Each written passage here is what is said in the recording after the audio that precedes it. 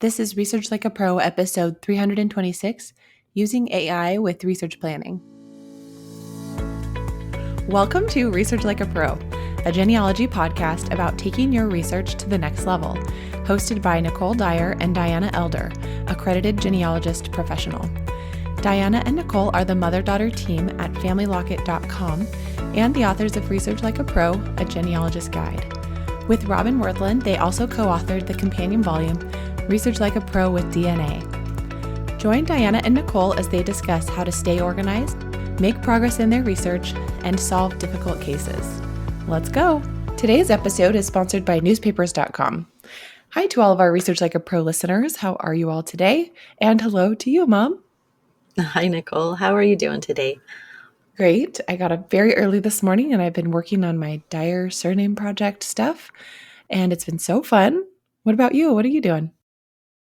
Well, I am working on reading Roberta Essis's book on family tree DNA, and I've been reading the section on Y-DNA. So we've both been doing a little bit with Y-DNA and just enjoying her explanations of all the different features that are on family tree DNA. I think so often when we click in there, we just go straight to our matches to see if we have any surnames that match up with our tester's surname.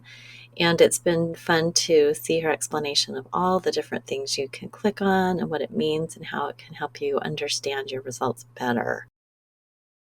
Yeah, I'm excited to look at her book too.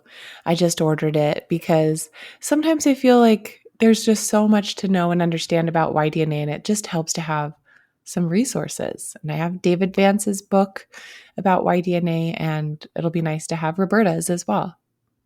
Right. I think that there's a lot to learn and understand. There's some really basic concepts that we teach, but if you're working with a Y-DNA project and you've done the big Y700, you really want to dig in and understand what you can do with that. Yeah, absolutely.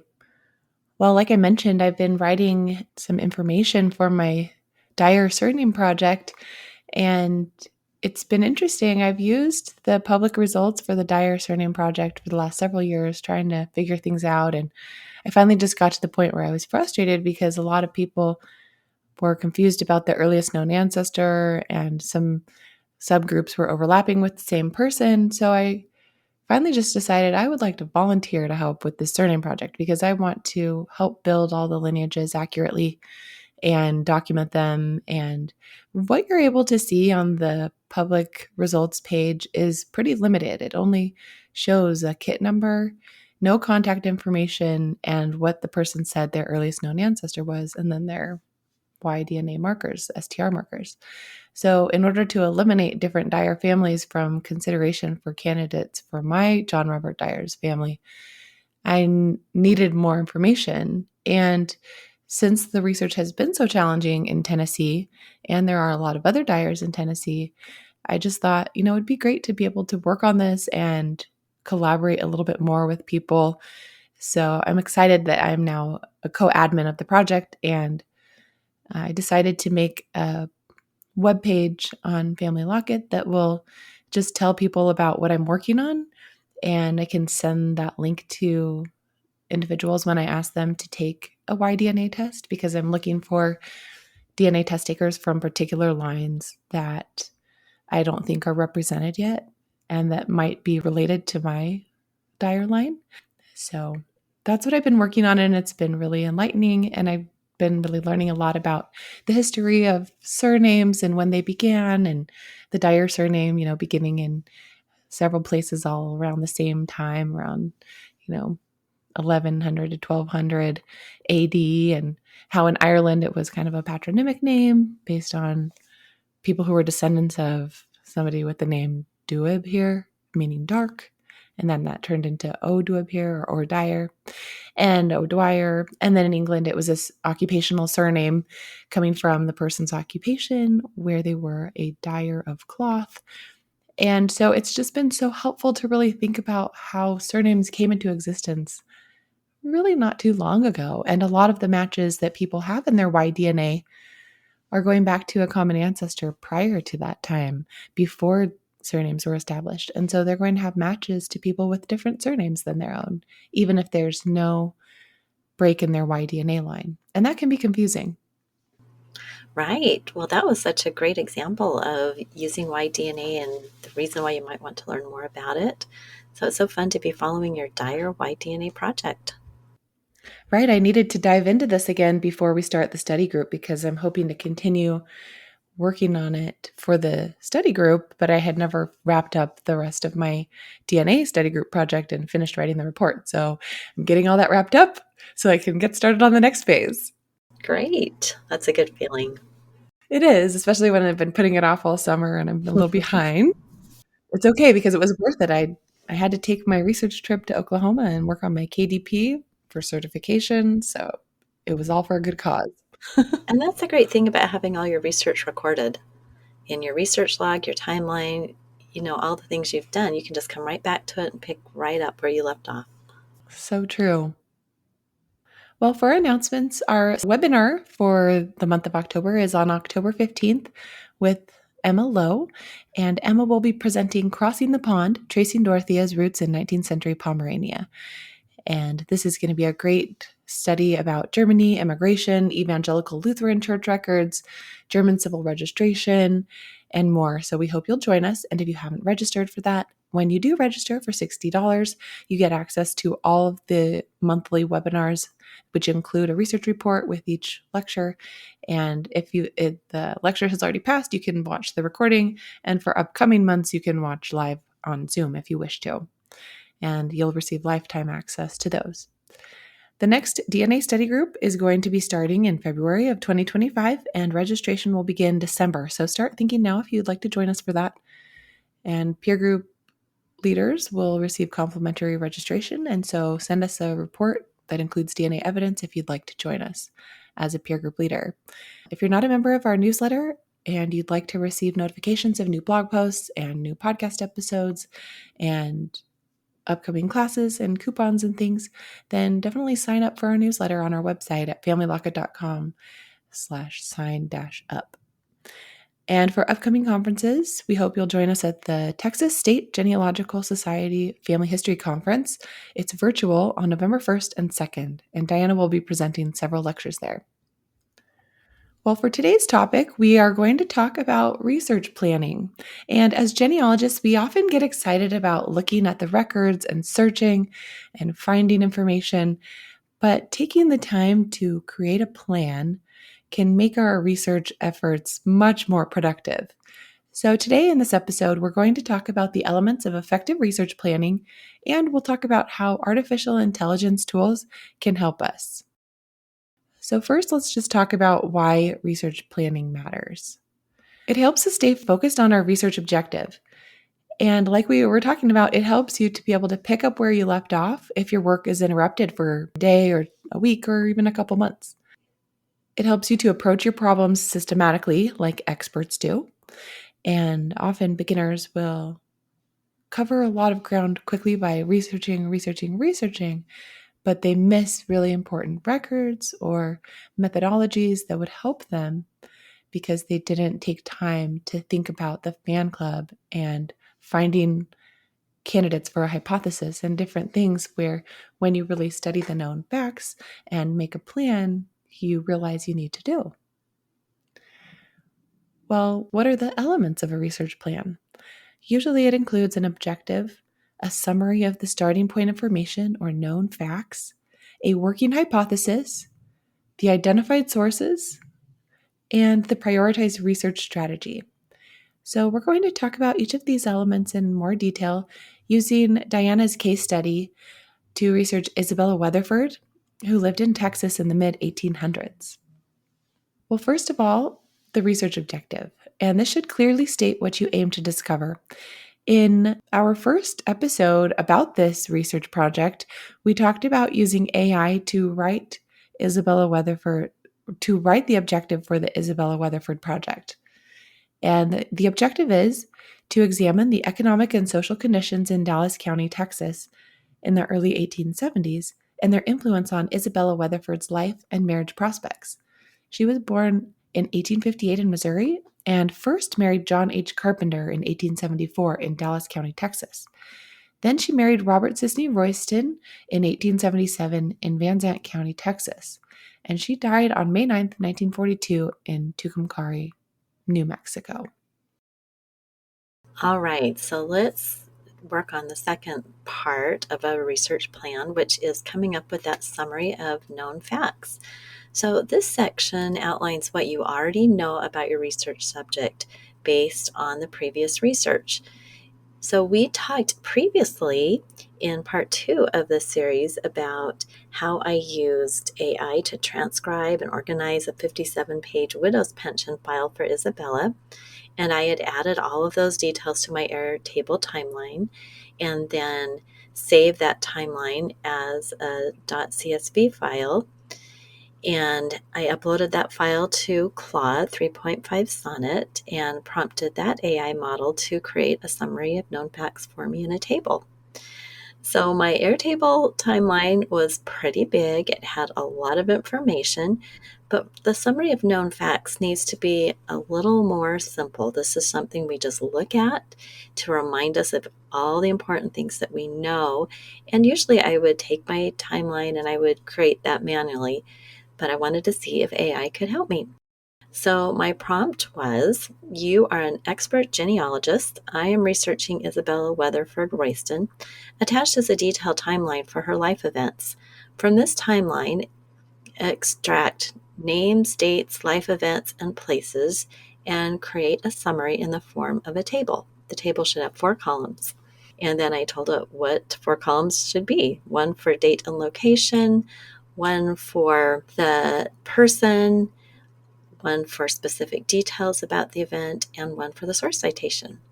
Well, Claude did a great job creating the summary table, and it was so easy for me to fact check because, of course, I wanted to make sure it was actually putting the right dates and places and names in, but I had the exact details in my Airtable timeline. So next, I wanted the model to give me the data in a .csv file, and so I did that. I got it imported into a spreadsheet. And in thinking about it, I really like to just have a bulleted list for my project document because I take this summary of known facts and put it into my project document, which is not a spreadsheet, it's a Google Doc. And so I wanted to have it in a bulleted list. And so then I just asked Claude to create the same information in that bulleted list with source citations, and it did it perfectly. And then I could just take those bullets, copy them right into my project document. I did have to manually do the citations into footnotes, but that didn't take, too long. And I suppose I could have used Markdown for that and Writage, but I didn't. I just did it manually. Nicole, would you have done that extra step? Oh, definitely, because it removes 10 extra steps later. Yeah, I guess I'm just not as comfortable doing that, and so I didn't, but I Well, I did don't get think the. you had Writage yet. You didn't get it until you wrote the report, right? That's Yeah, true. That's true. that's fine. And you were just working with what you had. And when you really wanted to try Writage, you got it. And then now you know how to use it. That's so true. You're right. Yeah, in this part of the process, I hadn't gone that far. So, yeah, but it still saved me a lot of time in creating all this for me really quickly. And I didn't have to correct anything with any of the dates or events, which I was really happy about. But, that is because probably I uploaded the text and I said, this is what you're using. Use the exact names and dates and places. So that might have helped. Absolutely. And we know that's one way to really get the models to not hallucinate is by providing the information we want them to use and then asking it to put it in a different format or do something with it and transform it in some way. And that's actually one of my favorite things to do with it right now, especially while I'm working on a project actively. I find myself constantly wanting to take pasted information and reformat it in a different way for something. So, copying and pasting a list of children into ChatGPT and say, format this as a bulleted list with all the names and dates and on one line per person. And so, just taking it out of my ancestry tree and getting it in that format so quickly, or taking a census extract from a transcription page on Ancestry and pasting that in to ChatGPT and saying, format this as a paragraph or however you want it. And it's just so fast. It is nice to not have to do it yourself. Right. I think it's just always good to think about what we're doing and could AI help us to do that a little bit faster or a little bit better. Right. Well, I love how you were able to put the known facts into a CSV or into a bulleted list. And looking at the bulleted list it made, it really was nice how it put the date first and then a little phrase about what it is, Isabella Weatherford born, and then source. And then it has the citation right there. And that could have been just fine. And you could have even done it as a table with the source in the right hand column and the information in the left. I've done that before for my known facts. And there's a lot of ways to do it that don't require you to use the special plugin that we've been talking about, which is called Writage. And for those of you who don't have any clue what that is, it's just a simple plugin for Microsoft Word that allows you to copy and paste text that's been formatted with Markdown in an AI model and paste it into Word and preserve the formatting. So if you've tried pasting the formatting before and it just shows up as asterisks and other little marks and you didn't know why, it's because it's using a simple formatting language called Markdown for formatting text. And so we like that tool. It's not expensive. I think it costs less than $30 one time fee to download it and use it. It's just another little thing to learn about if you're interested. Right. And if you use a lot of copy and pasting from chatbots into Word, you'll definitely find it useful.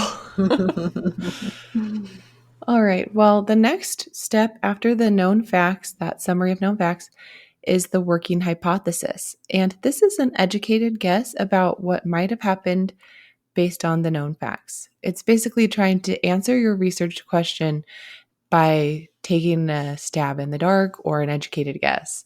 I guess it's not really a stab in the dark because an educated guess is more of an estimate based on the clues you have. Well, AI tools can help us generate hypotheses and help us make our working hypothesis by analyzing the data we give it and also historical context. So, Diana, she was curious about comparing her hypothesis that she wrote with the one that AI would create. So, let's go over the one that she wrote. Isabella's family moved from Springfield, Missouri, where she was born on March 4th, 1858, to Dallas County, Texas by September 3rd, 1860, the date of the census enumeration. The Civil War broke out the next year, and Texas joined the Confederacy. This would have affected her family life, with her older brother John possibly serving in the military. Reconstruction and the post Civil War era would have also influenced life in Dallas County. The research will need to center on Isabella's father, Henderson Weatherford, as the records will be in his name. The family has not been located on the 1870 census, so tax records could perhaps lend clarity to the family's situation. There is no listing for Precinct 6, so the broad Dallas County tax list could be searched. Henderson worked as a blacksmith in 1860 and perhaps continued the trade. Locating the Weatherford family in 1870 would be helpful. Isabella married John H. Carpenter on January 2nd, 1874, in Dallas County at the age of 15. He may have traveled to Dallas County on the railroad that arrived in 1872. He may have been a Confederate veteran from any southern state. Their daughter, Mary Clem Carpenter, was born October 3rd, 1875. John either died or deserted Isabella by 1877 when she married Robert Royston. So that was a really good hypothesis that you wrote. Good job. Well, thank you. It's always fun to write those out. Well, it is good. It's good to think about what we already know about what might have happened. Then you provided Claude with your research objective and the summary of the known facts and prompted Claude to create a hypothesis using sound genealogical methodology. The response was fairly good, and it included some research possibilities that hadn't been considered yet. Some of the ideas that were particularly good were to research the economic conditions in Dallas County in the early 1870s. Look out for information about both of Isabella's husbands to understand their backgrounds and circumstances. Compare Isabella's marriage patterns with those of other young women in similar circumstances. Well, it was fun to just see what Claude would come up with.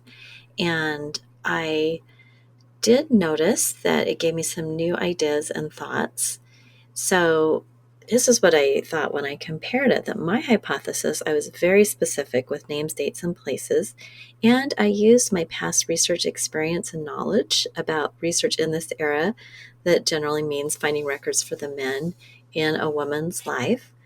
And I focused on the most likely scenario for the people involved, Isabella, her husband, and her father. And I noticed that Claude provided new ideas like the economic conditions and gave broader searches, such as looking for patterns in other marriages and divorces. And also, it didn't use any specifics, although they were right there in the summary of known facts.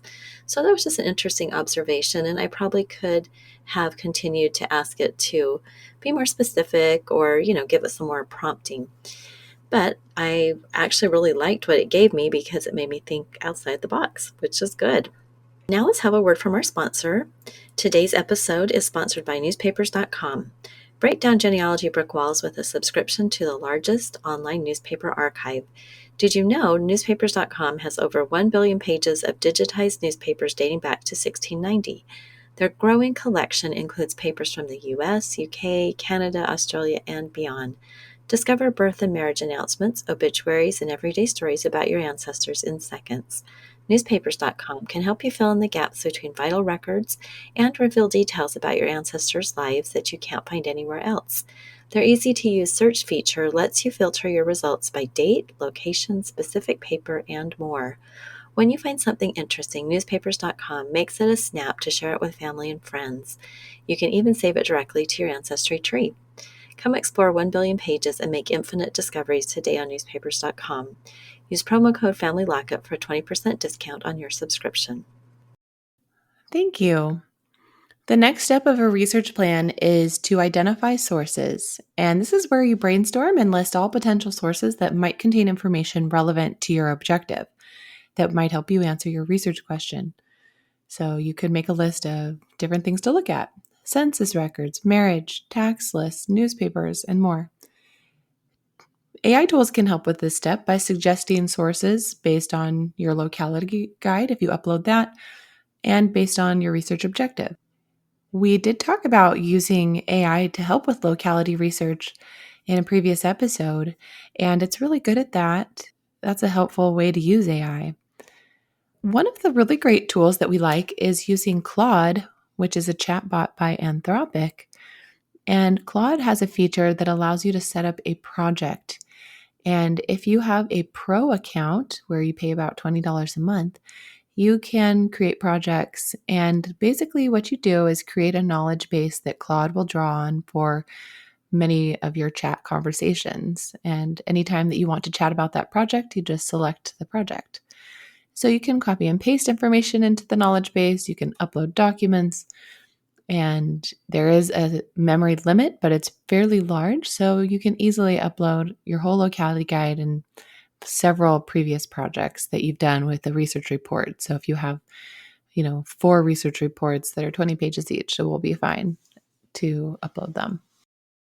Once you've done this for a research planning step, which you might want to upload like your objective, your background information, and summary and note facts, and your hypothesis, then you can save that as a project and then you can chat with Claude about that project. And so here's an example of how Diana did that. She prompted Claude to create a list of sources that could be used in the research. The results were somewhat helpful. There were some really good sources that Diana agreed with that she would do. Those included the 1870 federal census, Dallas County tax records, Dallas County probate records, deed records, newspapers from Dallas County, Civil War records, a history of Dallas County, and another history of Dallas County. So it did a good job. And it seems like it really drew upon your locality guide to give complete information about these sources and didn't just list them, but actually gave their full title and some ideas of what you would search them for. Right. I really appreciated that. I thought that it gave some good, insightful thoughts about how to attack this problem. So after, we have this long list of possible sources, then we need to do a priority. And that's the very final step in research planning. And that's when you want to organize your sources into a logical order. And so we always think about things like how easy is it to find the records and how likely the records will hold the relevant information and the specific time period we're researching in. So AI tools can also help prioritize these based on these factors and your specific research goals. So for priority, Claude, when I asked it to do this, gave the following priority. First, do the 1870 census, then tax records, newspapers, deed records, and city directories. So that was interesting. And I decided to also see what ChatGPT would do with this very same bit of information. So I've been talking about how I used Claude quite a bit in this research planning process. So I decided to use the principle of prompt chaining for ChatGPT. So I uploaded basically the same information. I gave it the timeline, the objective, a hypothesis, and historical information from the timeline, and asked it to give me a hypothesis. And then I asked ChatGPT to do a research strategy based on the locality guide I then uploaded. And then I asked for a prioritized research strategy. So I basically went through all the same steps with a different AI model just to see what that model would give me. And I actually really liked that quite well. It was different than what Claude gave me, but it was pretty similar. So ChatGPT suggested first to do the county histories and then the 1870 census, then newspapers, then land and property records, and probate. So, of course, I also created my own research priority according to my experience researching in Texas, which I have done for years. And I also like to bring up the point always that our intuition, our gut feeling about what we should research first based on all of those things is really good. So I thought it would be fun to compare the priority that we each, Claude, ChatGPT, and myself, gave. So I also put the history first, which agreed with ChatGPT. And then I decided that newspapers would be second, which both the models had put as third. And then for my third part, I put the census research for the 1870 census, which Claude gave first and ChatGPT put second. And as a listener, you might be thinking, well, why didn't you do the census research first? Well, I had looked high and low for that 1870 census. And so I kind of put it in there as an afterthought just to do it and say, okay, I searched it so I could have it as a negative because I've looked for so many years for that. But it will be fun to reveal what I found when I actually did that part of the process in future episodes. And then fourth, I put tax research, which Claude put second and ChatGPT didn't list at all. And then fifth, I put migration to Dallas County, Texas, which neither AI model had in their list at all. So, it was kind of fun to do the comparison and see, how my ideas, my experience came up basically with many of the same things, but some different things. Right. And something unique was that you wanted to look into how they got to Dallas and thinking about the railroads and all that. So, and I think that's an important thing that we don't leave it all up to the AI, that we think of our own ideas and what we would do, because the artificial intelligence is sometimes just that, just artificial, and it's just giving ideas based on what it's read in the past. But we have to come up with those new, unique, creative ideas that only a human can think of.